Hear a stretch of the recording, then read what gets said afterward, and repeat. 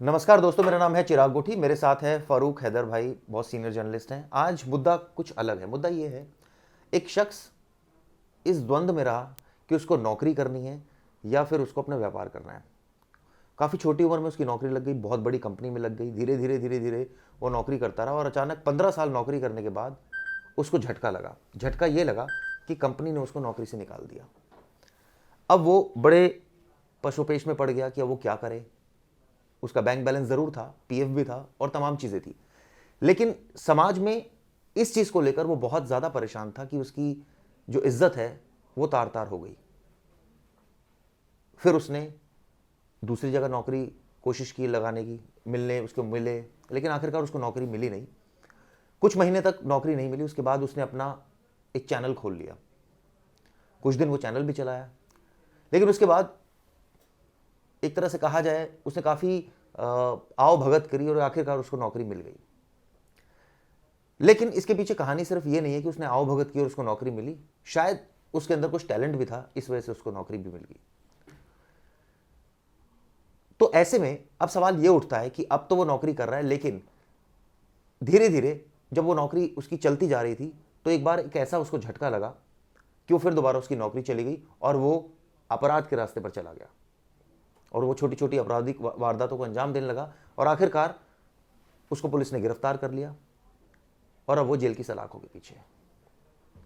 हैदर भाई, काफ़ी दर्दनाक कहानी, और इसको इस सेंस में देखा जाए कि ये कहानी कहीं ना कहीं जो लोग जॉब कर रहे हैं, जो लोग बिजनेस कर रहे हैं, उससे कहीं ना कहीं जुड़ी हुई है। आप किस तरह से देखते हैं, क्या इंसान को एक बड़े ब्रांड के साथ जुड़कर ईमानदारी से काम करना चाहिए, बहुत ईमानदारी से, ताकि उसकी अपनी तरक्की भी हो और कंपनी की तरक्की भी हो, या फिर उसको रिस्क लेकर जीवन में अपना व्यापार शुरू कर लेना चाहिए और यहाँ जो है व्यापार करना शुरू कर दे और रिस्क ले और अपना जो भी उसका आउटकम है, कितने भी दिन वो झेले उस चीज़ को, वो झेलना चाहिए, या फिर उसको दोनों चीज़ें साथ साथ करनी चाहिए? आपका क्या कहना है? बहुत वास्ट एक्सपीरियंस आपका इन चीज़ों में। देखिए, जो आपने बात कही वो बहुत बड़ा टॉपिक है, उसको कई चरणों में समझने की ज़रूरत है। हमारी जो कंडीशनिंग होती है, मतलब हिंदुस्तान में जो हमें पढ़ाई कराई जाती है, जो हमारा समाज है, जो हमारा परिवार है, वो हमारी कंडीशनिंग इस हिसाब से करता है कि तुमको बड़े होके ये बनना है, तुमको बड़ा होके डॉक्टर बनना है, इंजीनियर बनना है, पुलिस वाला बनना है, अब क्लर्क बनना है, जो भी बनना है। यानी कि जो कंडीशनिंग होती है बच्चों की, वो होती है नौकरी करने के हिसाब से। ठीक है। जबकि ये पूरा जो प्रोसेस है, यही ढोंग है, यही गलत है। अच्छा। बड़े देशों में या फिर जो समझदार लोग हैं, वो कभी भी अपने बच्चों की कंडीशनिंग इस हिसाब से नहीं करते कि उनको नौकरी करना है। फ़र्ज़ कीजिए आप भी आपके बच्चे हैं, आप उनको पढ़ा रहे हैं, तो उनसे भी आप अक्सर बातों में ये बात कहते होंगे, बेटा क्या बनोगे? उसने कहा इंजीनियर बनेंगे। अच्छा, तो फिर अच्छी कंपनी में नौकरी मिलेगी तुमको। जब आप नौकरी को आप एक जॉब इंग्लिश में बोलेंगे तो अच्छा लगता है, जॉब, लेकिन जब आप उसको हिंदी में बोलेंगे या उर्दू में बोलेंगे तो वो नौकरी है। और नौकरी किससे बनता है? नौकर से। यानी कि आप किसी के नौकर बनेंगे।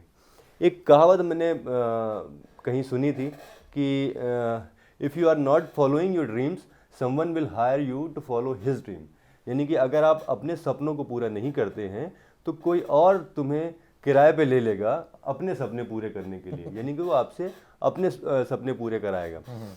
और दूसरा, जो आप धार्मिक ग्रंथ हैं उनमें भी आप जाएंगे तो वहाँ पे भी अपनी बिजनेस करने को अच्छा माना गया है, ना कि नौकरी करने को। जिसे आप किसी भी तरीके से ले सकते हैं। उर्दू में तिजारत बोलते हैं बिजनेस को, हिंदी में व्यापार बोलते हैं। तो अगर आप व्यापार करते हैं तो आप अपने लिए काम कर रहे हैं, यानी कि जो आपको अच्छा लगता है। देखिए, व्यापार भी अलग अलग तरीके के होते हैं। हो सकता है कि क्या हुआ, कहीं नौकरी नहीं मिली, ऐसा करो परचून की दुकान खोल लो, है ना, ऐसा करो तुम पीसीओ खोल लो या कुछ पेप्सी की दुकान खोल लो। तो ये व्यापार हुआ, ये मजबूरन व्यापार है, मजबूरन बिजनेस है। फ़र्ज़ कीजिए कि आप पेंटर हैं, आपसे आपके पिताजी ने कहा कि तुम पेंटिंग अच्छा करते हो, तुम सिर्फ पेंटिंग करो और उसकी एग्जीबिशन लगाओ। फ़र्ज़ करिए कि आप अच्छा मतलब जो दिल में है वो काम करें।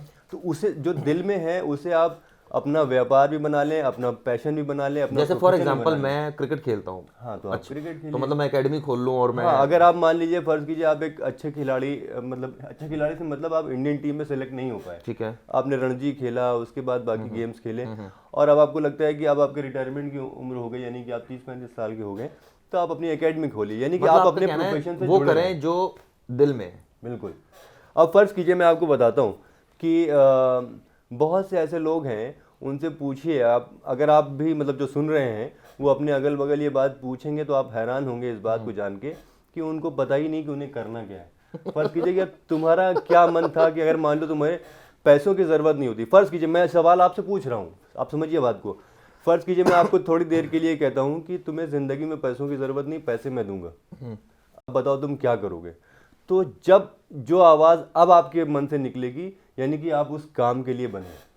लेकिन क्या होता है कि हमारी कंडीशनिंग नहीं, हिंदुस्तान कई में, लोग जैसे इसमें ऐसे भी होंगे जी, ठीक है फिर तो मैं आराम करूंगा जी, हाँ, या तो कई कहेंगे उनको जी मैं काम फिर क्यों करूंगा, कोई जब पैसे ही मिल रहे हैं मुझे तो मैं क्यों काम करूंगा। ऐसा नहीं है, ये दरअसल बात इसलिए बोली गई थी कि नहीं, भाई नहीं, आपकी नहीं, परफेक्शन जिसमें हो आप वो करो, ऐसा या कोई जो आपका मन हो वो करो। इस धरती पे भगवान ने किसी को भी ऐसा नहीं बनाया जो किसी न किसी चीज़ में माहिर ना हो। फर्ज कीजिए कि आप कुछ भी नहीं कर पाते हैं, फर्ज कीजिए आपको न पढ़ना आता है, न लिखना आता है, न किसी में टैलेंट है, न कोई भी चीज़ नहीं है आपके, तो आप अच्छी बात करना जानते होंगे। अच्छा। तो यानी कि आप बात कीजिए, आप भी यूट्यूब चैनल खोल लीजिए, अपना बात कीजिए आप। तो भगवान ने हर इंसान को कोई ना कोई टैलेंट दिया है, लेकिन वो टैलेंट दब जाता है, वो हो जाता है नगण्य और मजबूरियां ऊपर चली जाती जैसे एक मूवी मुझे याद आ रही, तारे जमी पर, उसमें कुछ यही था कि वो बच्चा पेंटिंग करना चाह रहा था लेकिन उसको जबरदस्ती पढ़ाया जा रहा था और ये सब। तो ये हमारे समाज में एक कंडीशनिंग की जाती है कि बेटा तुम पढ़ो, तुमको अच्छी नौकरी करनी है। अगर आप इस तरह से बच्चे को तैयार कर रहे हैं तो आप यकीन मानिए कि आप उसके जीवन को, उसके भविष्य को बांध रहे हैं। वो भी आपकी तरह बड़ा होकर नौकरी करेगा और 25-30 साल नौकरी करने के बाद वो रिटायर होगा, फिर मर जाएगा। ये प्रोसेस नहीं चलने देना है। अब आपको क्या करना है कि अपने बच्चों की कंडीशनिंग इस हिसाब से करनी है कि बेटा जो तुमको अच्छा लगता है तुम वो करो और उसी को अपना प्रोफेशन बनाओ। यानी कि आपको सक्षम बनना पड़ेगा बच्चे को इस बात की लिवरेज देने के लिए। आपको मेहनत करनी होगी ताकि उसको पैसे की ज़रूरत ना पड़े, उसको पैसों की कमी की वजह से अपना जो पैशन है उसको छोड़ के नौकरी ना फॉलो करनी पड़े। और नॉर्मली क्या होता है कि जब आदमी मन मार के नौकरी कर रहा होता है तो या तो फिर वो ऑफिस में अच्छे से काम नहीं कर पाता है, यानी अपने ऑफिस से वो जस्टिस नहीं कर पाता, अपनी जॉब से जस्टिस नहीं कर पाता है।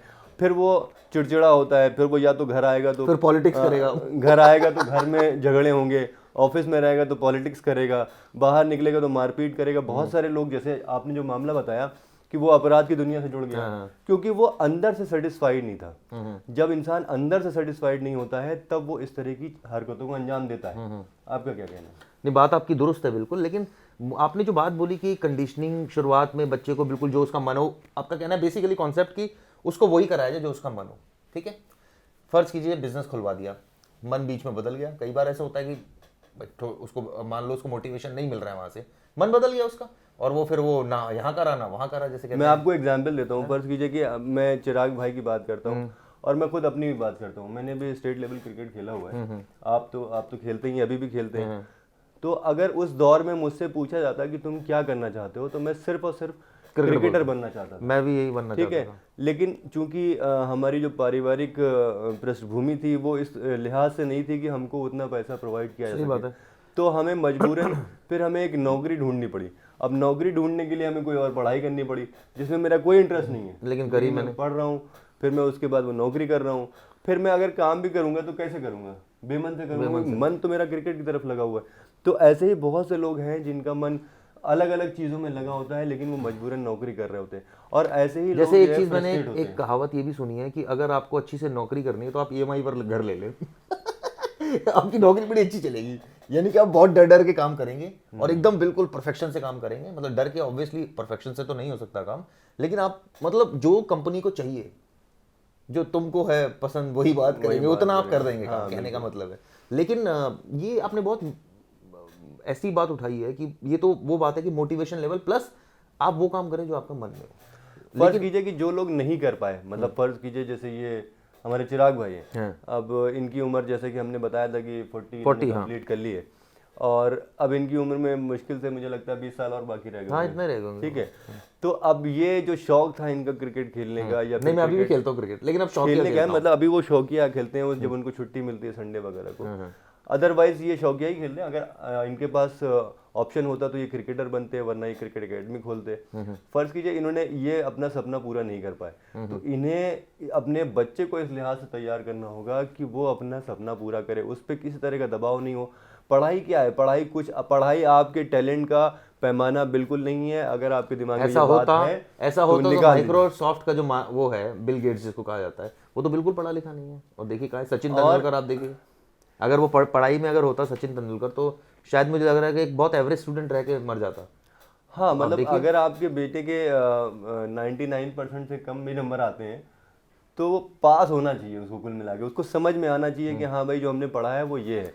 अदरवाइज पढ़ाई का सिवाय आपको किसी कॉलेज में एडमिशन मिलने के आपके, लेकिन उससे भी आप, बहुत से लोग हैं जो आईआईटी से पढ़े हुए हैं, बहुत से लोग हैं जो झुमरी तलैया से पढ़े हुए हैं, लेकिन उनका इंजीनियरिंग माइंड ज़्यादा अच्छा है उनके बनिस्बत।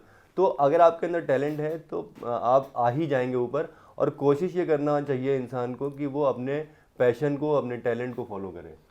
कर रहे हैं आप? मैं तो नहीं कर रहा हूँ। क्यों, वजह? नौकरी कर रहा हूँ मैं तो। नहीं, नौकरी तो कर रहे हैं, लेकिन आपने बताया कि नौकरी के साथ जस्टिस कर रहे हैं। नहीं, नौकरी के साथ मेरी एक मतलब मैंने ओवर द पीरियड अपने आप को इस तरह से डेवलप किया। शुरुआती दिनों में मुझे बड़ा खलता था कि मेरे साथ के लोग क्रिकेट खेल रहे हैं और मैं नहीं खेल पा रहा हूँ। लेकिन फिर जब हमने इस चीज़ को एक्सेप्ट कर लिया कि नहीं यार अब मैं वहाँ नहीं जा पाऊँगा, तो अब मुझे ये जो काम मिला, फिर मैंने ये पढ़ाई करी और उसके बाद फिर मैं जर्नलिज्म में आया। तो मैं मोस्टली राइटिंग में ही मतलब करता हूँ। और बहुत अच्छा लिखते हैं हैदर भाई, मैं आपको बता दूँ दर्शकों, आप इनकी स्टोरीज जो है अवार्ड विनिंग स्टोरीज है कई सारी।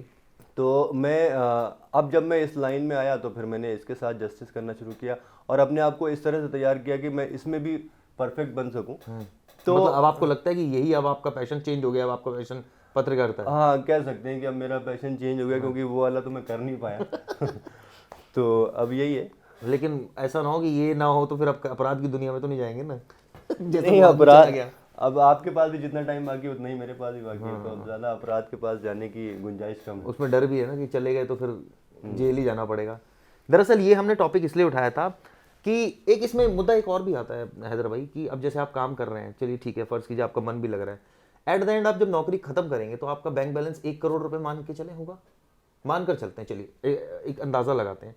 यही अगर आप बीच में, क्या आपको इस तरह की फीलिंग नहीं आती कि यार मैं सुबह उठ के अपने आके कंपनी को ग्रो कर रहा हूँ, क्यों ना मैं आकर इसको अपने आप को इस तरह से ग्रो करता तो कुड हैव डिफरेंट थिंग, ये फीलिंग आती है? देखिए लेकिन मैं इसके साथ साथ एक चीज और ऐड करना चाहूंगा, इसका मतलब ये नहीं कि कंपनी छोटी होती है। कपिल शर्मा जो कैरेक्टर है, अगर उनकी पहचान है तो सोनी एंटरटेनमेंट टेलीविजन की वजह से, अगर वो किसी और ब्रांड पर बैठ के कॉमेडी कर रहे हो तो कोई नहीं पूछ रहा होता उनको। नहीं, इससे पहले उसने कलर्स में भी किया था। मेरे कहने का मतलब ब्रांड में ही किया है, ब्रांड में ही किया। देखिए मैं अपना चैनल नहीं खोला उन्होंने कभी, इतने बड़ा स्टार। मैं किसी को डिसीजन लेने में कोई भूमिका अदा नहीं करना चाहता हूँ, लेकिन मैं बस ये कहना चाहता हूँ कि नौकरी की अपनी बंदिशें हैं और अपनी सहूलियतें हैं। यानी कि आप नौकरी कर रहे हैं तो आपके पास टाइम की बाउंडेशन है, आपके पास दिनों की बाउंडेशन है, लेकिन उसकी अपनी सहूलियतें ये है कि आपको पैसा प्रॉपर महीने में आ रहा है। एक नौकरी वाले को ये बोला था ना, भाई कुछ भी हो एट द एंड पैसा तो आ रहा है, पैसा तो बिजनेस वाला ये कमेंट मारता है नौकरी वाले को, लेकिन कि भाई हम तो भाई इतने अनसर्टेन है, भाई तेरे को कुछ भी कह ले एट द एंड पैसा तो मिल रहा है ना महीने के बाद। हाँ, वहीं दूसरी तरफ अगर हम बिजनेस की बात करें तो बिजनेस में आपकी अपनी मन मर्जियाँ हैं, आप अपने हिसाब से काम कर सकते हैं। आपको रात में मन किया आपने रात में काम किया, सुबह उठे सुबह काम किया, नहीं मन किया नहीं काम किया, दिल से काम किया, अपने लिए काम किया।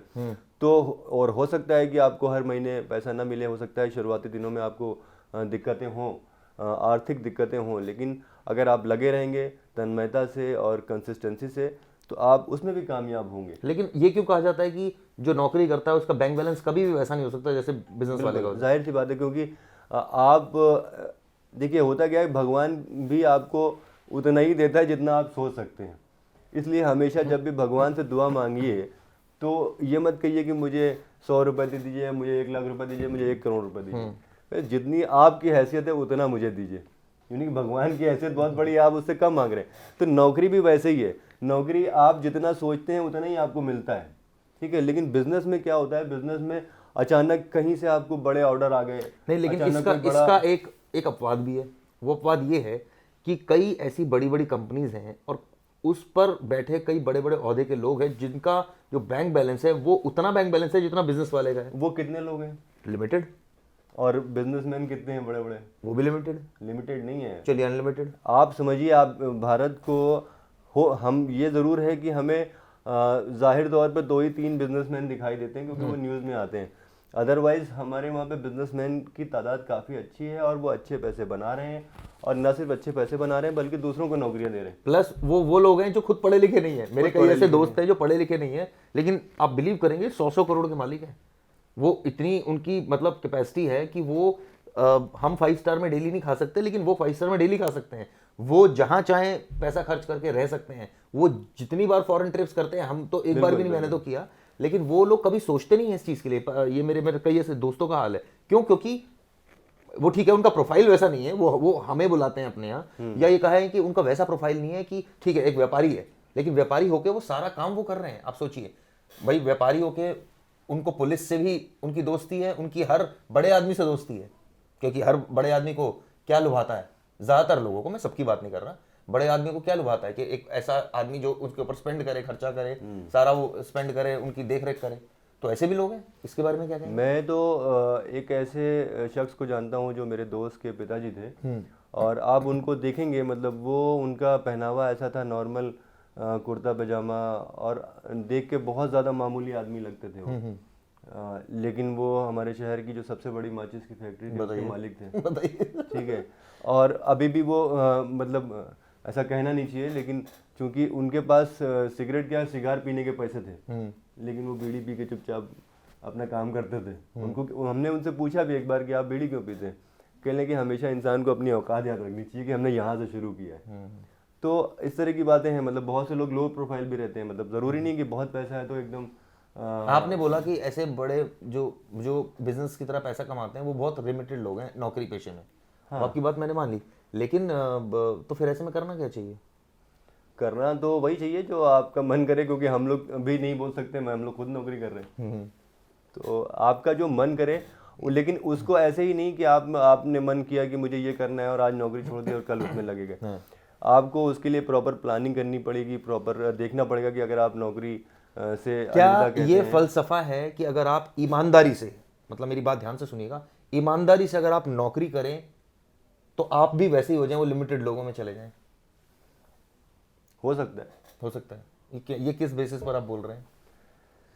देखिए, ये कॉर्पोरेट कल्चर में है पॉसिबल, ऐसा नहीं कि आप ये बताइए, कोई तो एक आदमी कॉर्पोरेट कल्चर में भी होगा जिसको जो देखेगा, नहीं यार ये बहुत काम करता है ये आदमी, क्या बात कर रहे हो, ये कोई प्रचार नहीं करता काम का, ये तो चुपचाप करता है, और देख क्या काम करा है इसने। जैसे फर्ज कीजिए आपने 4 अवार्ड जीत लिए।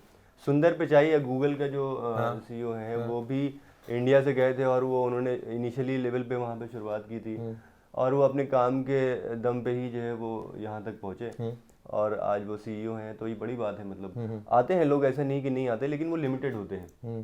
ठीक है, बहुत से लोग गुमनामी के अंधेरे में काम करते करते चले जाते हैं, और उनकी भी लाइट बंद हो जाती है, लाइट बत्ती गुल हो जाती है उनकी। नहीं, लेकिन आप जैसे खुद कह रहे हैं कि अगर ईमानदारी पैमाना है, ईमानदारी से तो कोई भी काम कर, आप कोई भी काम कर रहे हैं उसको आपको ईमानदारी से करना पड़ेगा, भले आप नौकरी कर रहे हो या बिजनेस कर रहे हो, या फिर आप किसी के साथ कोई भी डील कर रहे हैं, वो ईमानदारी से करना, ये तो फर्ज है, ये तो वाजिब है, तो करना ही चाहिए इंसान को। तो बहरहाल हमारा टॉपिक ये था कि कैसे एक इंसान अपराध की दुनिया में पहुंच गया, नौकरी छोड़ के उसने वो अपराध की दुनिया में आया। हालांकि ये टॉपिक इतना बड़ा नहीं था जितना हम लोगों ने डिस्कशन कर लिया, नहीं, क्योंकि इसके पीछे काफी चीजें जुड़ी हुई थी, इसलिए हमने डिस्कस किया। बहरहाल ये वीडियो कैसा लगा दोस्तों, जरूर बताइएगा। धन्यवाद।